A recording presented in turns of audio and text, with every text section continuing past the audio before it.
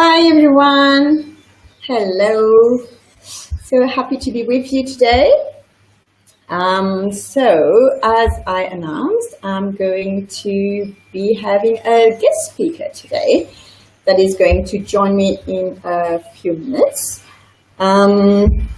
So just to recap, if you remember in the very first live video that I did in the group, I mentioned that I would bring in some guest speakers to chat to you about a whole lot of different topics. So this is the very first one that I'm doing today with Craig, and I'm hoping that we are going to have a whole lot more of them.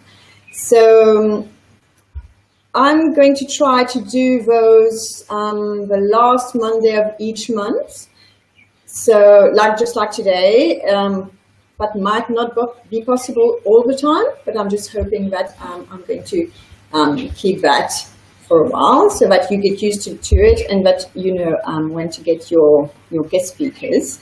Obviously, if you have any topics in mind or any kind of specific things that you would like me to address, we sort of get speakers talk about those, you can let me know and I will see what I can do.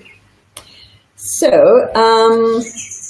a few words also about receiving the speakers.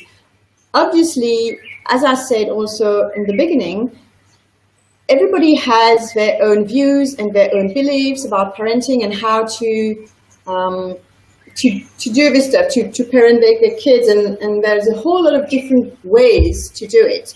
So some of the speakers may have the same views as me, some may have slightly different views. I just want you to know that, like, for me, the most important is the richness of having every single little belief and just putting them together and then figuring out what we like and how we want to do things. So that was just one thing that I wanted to put out there. Second thing before we start is that to be able to do this interview today with Craig lives in Japan, and which is very far from me in my little island of Mauritius. So if to be able to do that, we had to use a platform called BeLive, and I'm not using my phone. So, and this is the first time that I'm using this platform. So if anything goes wrong, or if we freeze, or if we can't, if you can't hear us, or like anything at all, just do let us know in the comments below, and then we will see how to address the problem. And if for any reason we also cut in the middle of a broadcast, then just be a little patient and we'll try and figure out how to get this thing going again. But I'm just crossing fingers and hoping that everything will be fine, obviously. Oh, so let's not wait any longer and welcome Craig with us. Hi, Craig. Oh, hi. Am I Yes, live? you're now live with us. Oh, How wow. are you? Look at that. That's cool. It is, Wow, eh? I'm live. Hey, thanks for having me. I really appreciate it. I get to talk about my favorite subject, how to control children. No, that's not the subject. It's not about control. We'll get into that today, but yeah. Yeah, we will talk about that. So let me just quickly introduce you, Okay. just so that the people have an idea of who you are and where you come from. So I'll just Sure. read your little intro that I have here. So as I said, you live in Japan. Yeah. Yeah. So Craig has been working with children for 21 years. He spends most of his time coaching children and their parents and helping them reduce conflict and increase peace and harmony within the family. Would you like to add anything to that, Craig? No. Well, yeah. I'm the author of Painless Parenting. Yes. I've been, like you said, I've been working with children for like 21 years, and what I like to say that first is that I don't want to really talk about me so much as I want to create some value for the parents in the house. And I want to say right away is that whoever's watching this and they're a parent, that means that they're wanting to improve and they're wanting to grow and they're wanting to do better. And that's fantastic. And I want to salute you, and I want to say good for you, because there's a lot of parents that are stuck, and they're using their parents' strategy of raising their children, and they know it's not working, but they're doing it on autopilot and they don't know what else to do. And it's like they've given up and they've stopped. They never even start to look at better ways to do things. Wow. Having said that, I want to say this. A lot of the times when we watch videos or we listen to so-called experts, we start to feel a little inferior, or like something's wrong with us, or we're not enough. I want to just stop that right now and say this. Wherever you are fine. You're perfectly fine, and you're doing the best you can with what you have in the current moment, and there's nothing wrong with you. So as I speak about the work that I do with children, maybe you're going to get triggered. Maybe you're going to, and get triggered means you have a body pain experience, some emotions come up for you, and maybe you're going to translate that into, well, I'm not like Craig, or I can't do that with my child. Just breathe and remember, you're enough, you're doing fine, and you're just going to be doing better. This is critical. Why is this critical? Because when your mind says there's something wrong with you, you shut down and you don't let nothing good in, because you're in survival mode and you're in protection mode. This doesn't serve you. This is why you always want to say, I'm a great parent. I'm doing the best I can with what I have. And there's no perfect parent. And it's all good. It's all good. I'm okay. And so is Craig in Japan. And so is Facebook. And so is my child. Nobody's broken. Nobody needs fixing. I didn't come here to fix anybody, right? So we don't need fixing. What we need is some compassion and somebody to give us a little coaching sometimes. Sometimes we just need someone to listen to what we've been experiencing in our life. The last thing we need is an expert to get on video on Facebook Live and tell us how we're doing everything wrong and how this person's way is the best way. That's ridiculous, and I don't do that, so. Perfect. Yeah, that's exactly what we want. Let's get, before we start on the topic, I just want to tell people that, like, just to stick with us, but because you have a little surprise for us also at the end, so it is quite exciting. But we'll get to that later. Okay. So our topic today is how to get your child to do what they don't want to do, and thank you for it. And as you said, there's a twist to it. It's not about sort of any kind of control. So what are we talking about? Are we talking about things like homework? Are we talking, what are we, how? Whatever your child needs to do, whatever it is it cleaning up? Whatever it is, do they have specific chores? Do they need to be cleaning their room, or whatever that they need to be doing for the greater good of the family unit or for themselves personally? Go ahead. Okay. So it's basically sort of anything that a parent would like their child to do, which they believe that like would benefit the family and the child, you know, for later, like, you know, that's tidy, organized, and things like anything, but that the child is kind of resisting doing or not wanting to do, and things like that. Right. Yeah, because that's what I deal with. People come to me and they're like, fix my child. My child doesn't want to do his homework, or my child refuses to go to school. And the they say he's ADD or whatever, right? Or like they labeled the child, right? Or any of this. So I tell the parent, okay, bring your child to me. We'll handle it in one meeting. They're like, yeah, right. They don't believe that, right? So so yeah, I usually handle it because I've been doing this for decades. And Okay. so I want to talk about that. Like, how do you get, the title was how do you get your child to do something that's good for them and thank you for it or something like that. That's what parents want. We want compliance. We feel that we have the child's best intentions in mind. Mm-hmm. And if they could just do what we say, life would be so much easier because we're the parent, right? Right. Unfortunately, that's not how it works. Mm-hmm. And that becomes frustrating for parents.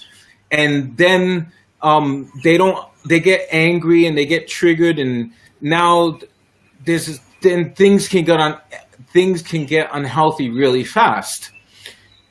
So let's talk about let's go for some understanding here, okay? Right. Let's try to understand what's going on. But I want to encourage whoever watches this video.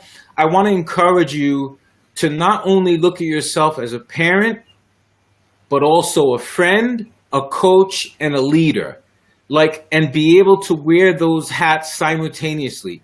Because a lot of the times we get stuck in a role of parenting, and a lot of the times that the only frame of reference we have of a parent was ingrained in our psyche as a child, and our model of a parent is our parents, and we use our parents' strategies and techniques to manage our children, but those strategies and techniques are outdated, or they don't fit our child's personality.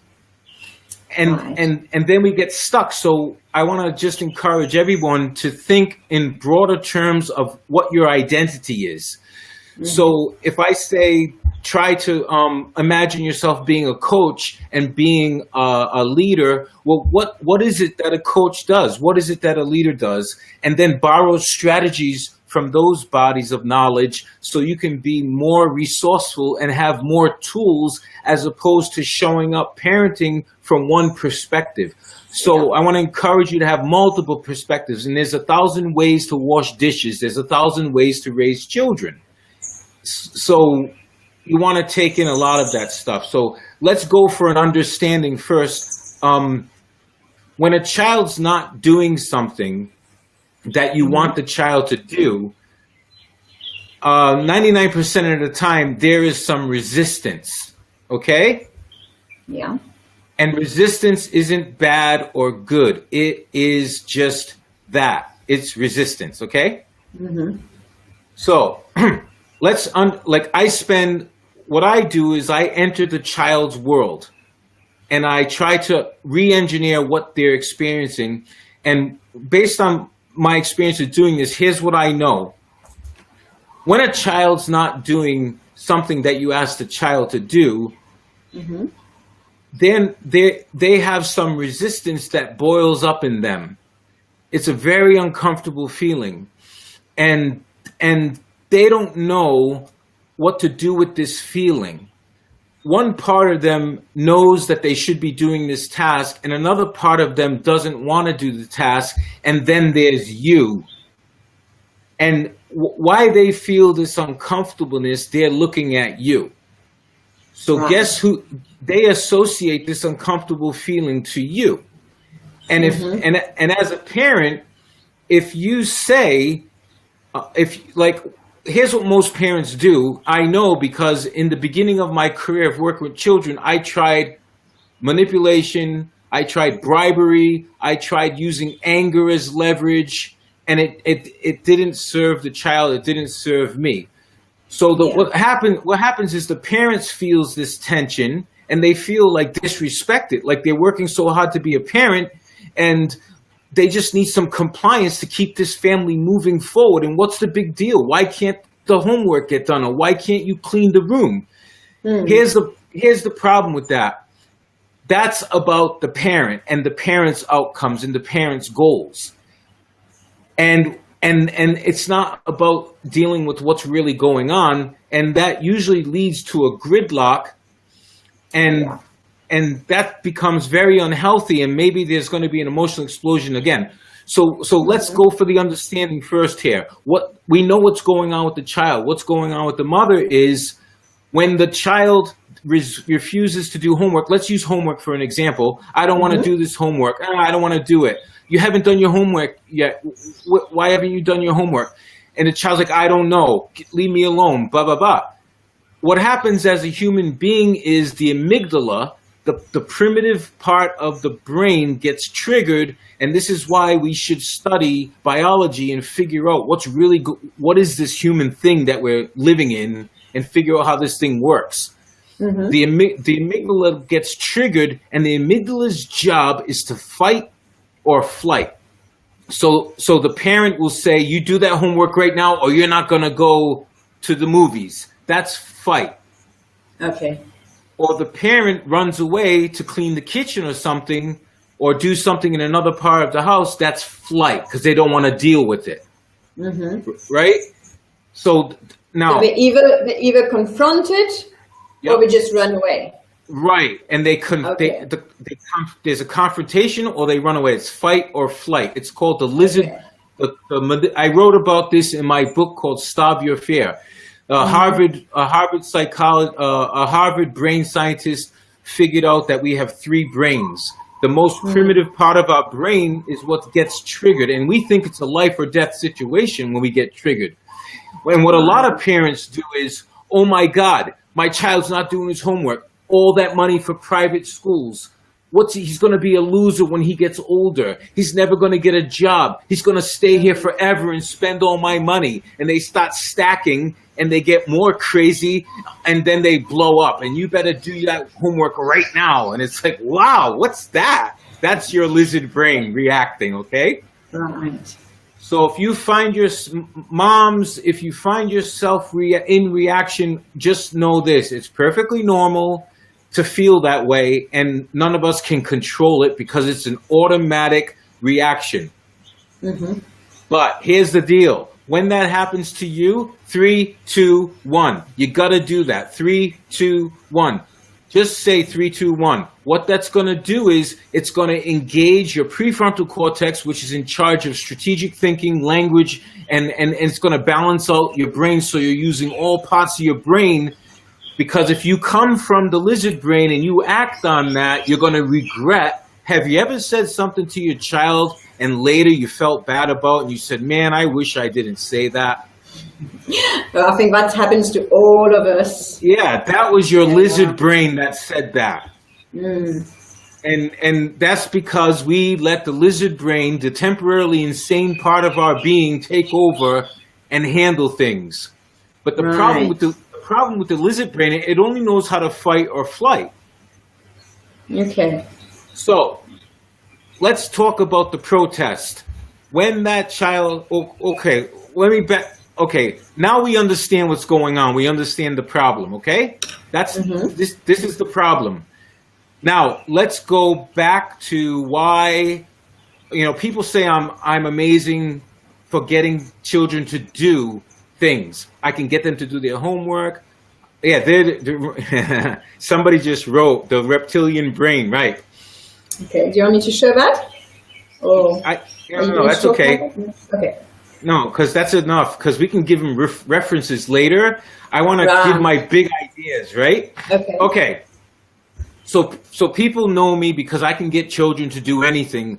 I can get them to do their homework. I can get them to stop fighting with their siblings. I can get them to stop speaking properly. That's not what my expertise is. My real expertise is my ability to deeply connect with children.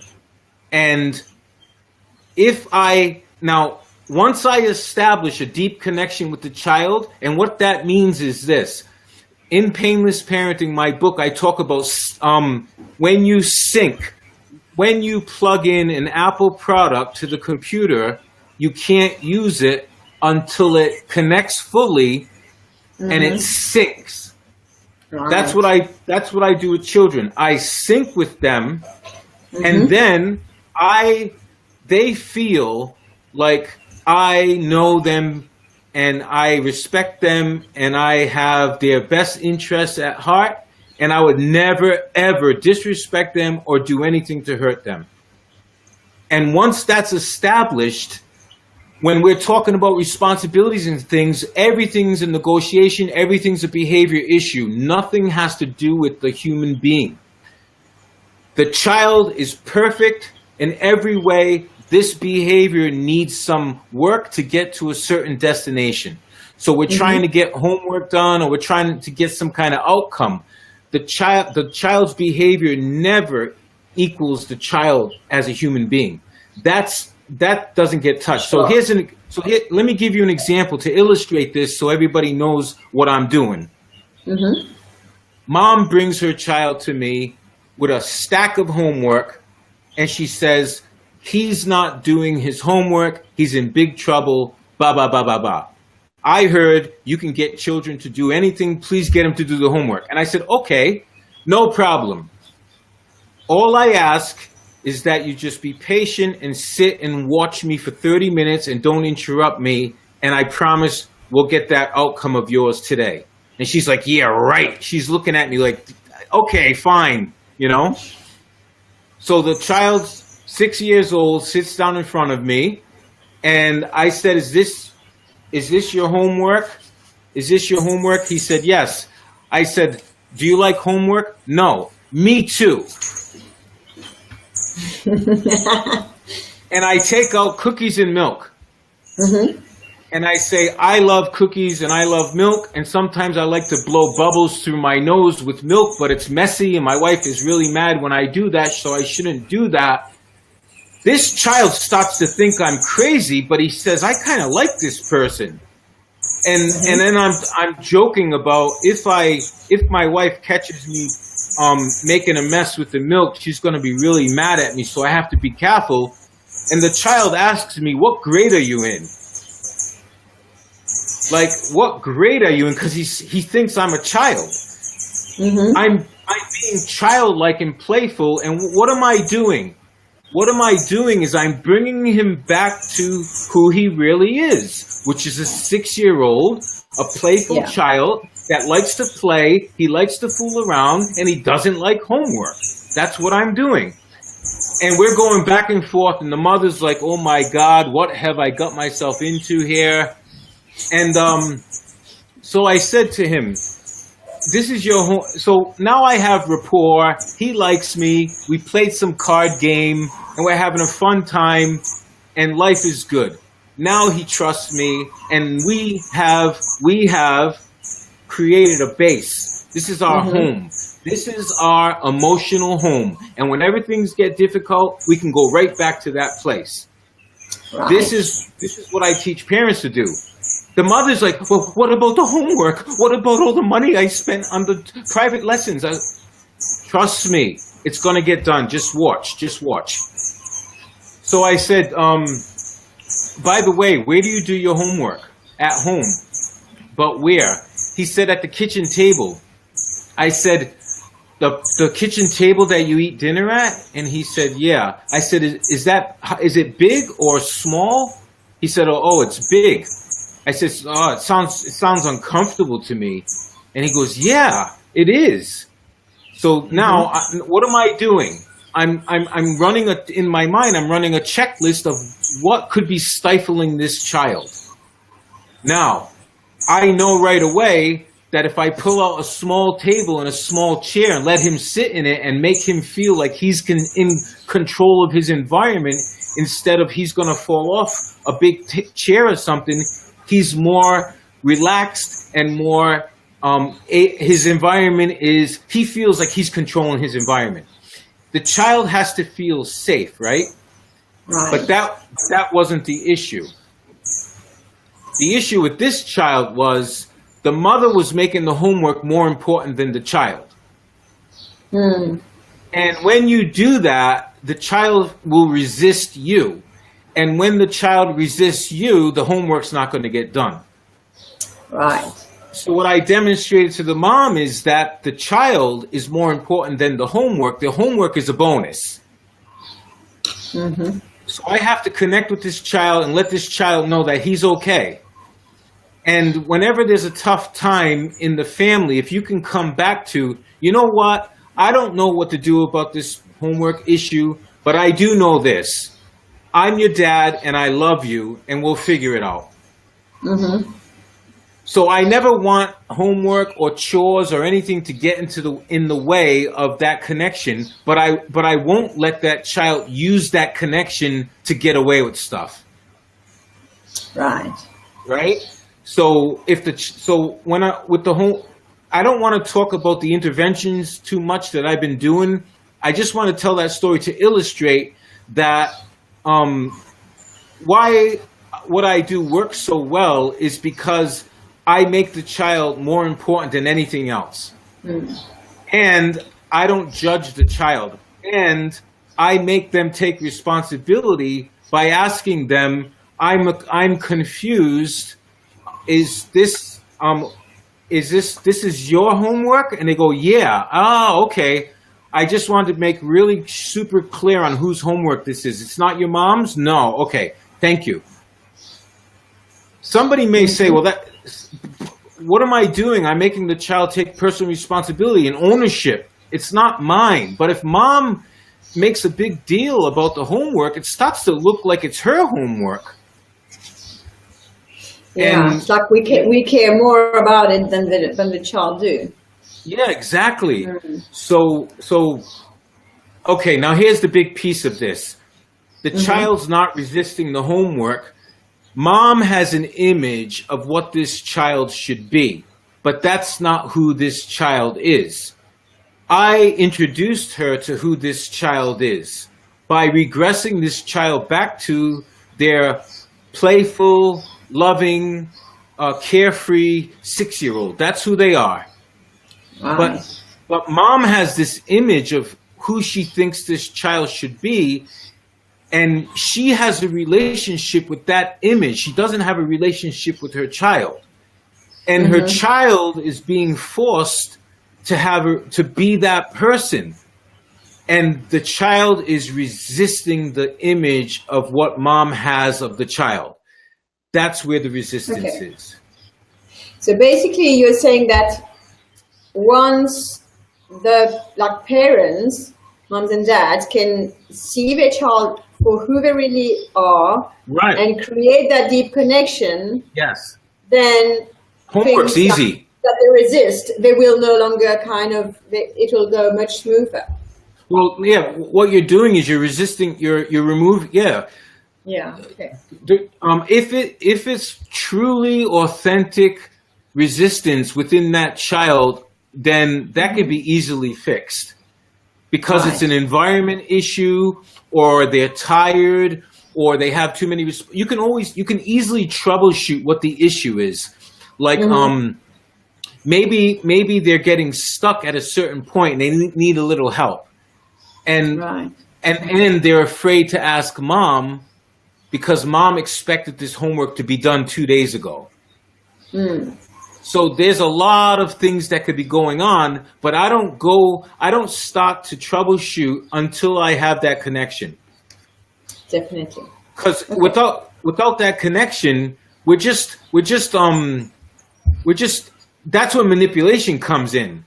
If you don't have the connection, you're going to try to manipulate, control, placate, bribe.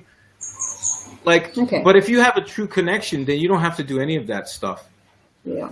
Okay, so because we're getting to the sort of end of our time, let me just try and recap what you've just told me, and you tell me if I got it right.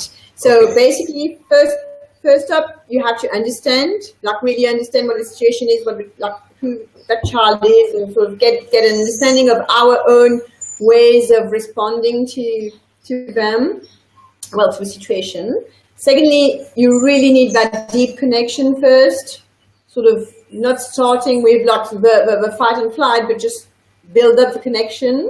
Yeah. And then you also, the parents, will find ways where the children can control a little bit of the environment and take responsibility for what they have to do. Okay. And then afterwards, sort of give them back that responsibility and interact with the child as that child and not as we want them to be. Yeah. Did I get sort of what you? Yeah, I think that's in a few points. Yeah. Like, okay. Also, when a child is in resistance, we panic, and we think that something we're doing something wrong, or because of the lizard brain kicks in, we panic, fight or flight. But you got to go 3, 2, 1, get your prefrontal cortex involved. Yes, okay, now let's deal with this. Let's deal with this resistance.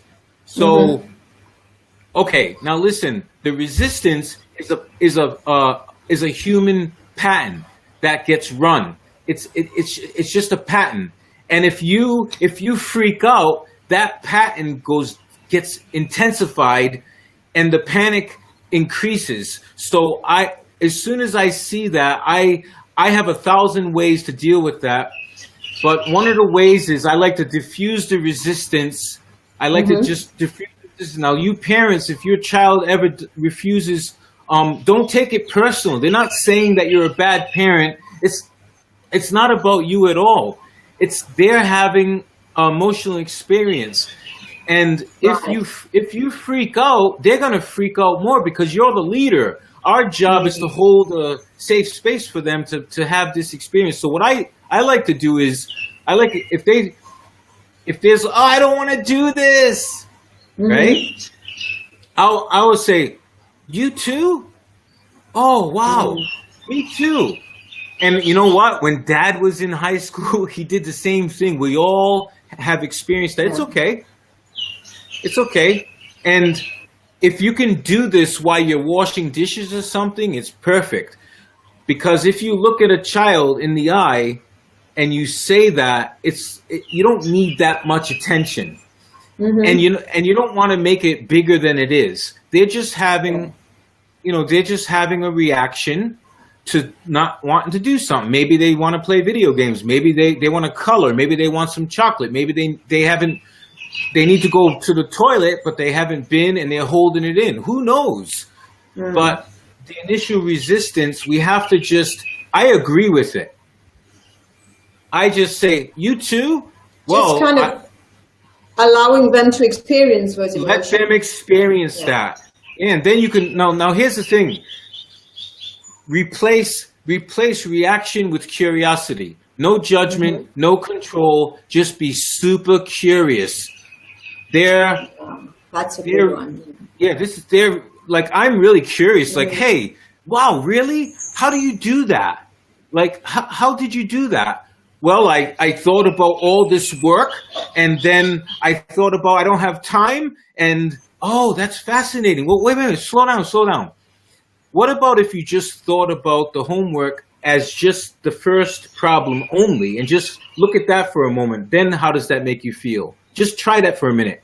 Oh, okay. First, wow, that's strange. Well, what's strange? So I play with it. Yeah, so it's like sort of, rather than fighting or the flight where you were talking about, it's just more like a dance, like playing with it and being curious about it, and just all communication. Yeah, all effective communication is a dance.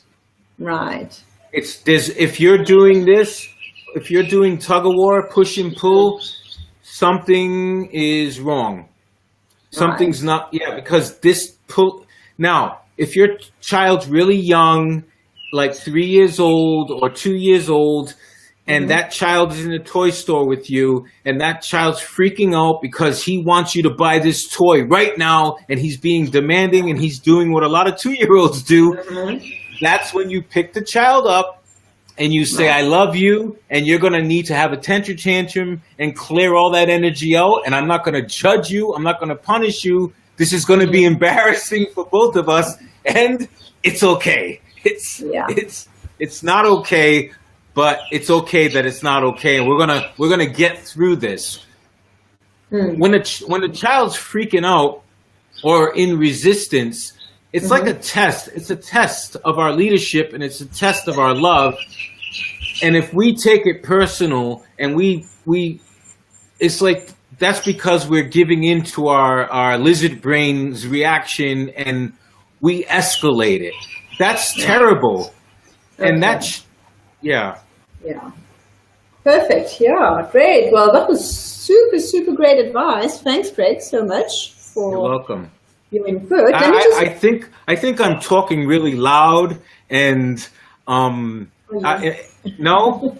I don't know. We'll see in the replay. I feel, we'll see later on the replay. Right. Yeah, it's just feeling your passion for the subject. So let me just share this with you. You'll notice that your child could be two types of children, external or internal. External meaning they look at other people for what to do. Internal meaning they go within to decide what to do. If your child's internal, give them choices all the time. Would you like to do your homework before dinner or after dinner? It's up to you. Children that are internally driven, that means they go within to check first on what they think. Okay. They love to feel that. They love choices. And they go, well, I guess I'll do it after dinner. You go, that's great. Give me a handshake. That sounds a good deal to me. And if you need some help, I'm one room away, and I'm more than happy to help you. But here's the deal. I'm not going to do it for you, okay? And that's fair to ask, right? I can't do your homework. So at the end of the conversation, I always try to make a little joke or be light and make that human connection again, letting them know that, hey, I'm here for you. But I'm making a boundary about whose work this is, right? And yeah, but always give them that responsibility. Yeah, and if they're externally driven, then you can still give them a choice, but you can also say, if you don't understand or you get stuck or anything, I want you to ask me right away because I probably did this before when I was in school. Okay.